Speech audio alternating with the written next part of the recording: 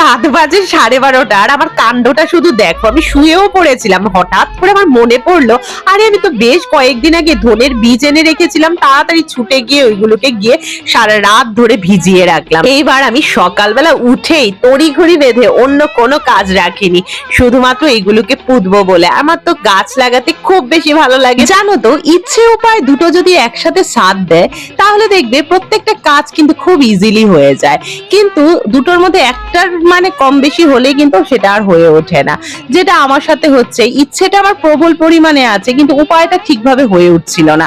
তো আজকে সেই ইচ্ছা উপায় দুটোকে নিয়েই বসে পড়লাম কাজটা করতে। এমনিতেও রান্নাতে এখন শীতকালে কম বেশি আমরা ধনেপাতা সবকিছুতেই দিয়ে থাকি, তাই ভাবলাম যে ঠিক আছে নিজের হাতে একবার করে দেখি। তো নিজের হাতে কিছু করাটা তো সত্যি একটা আনন্দের হয়।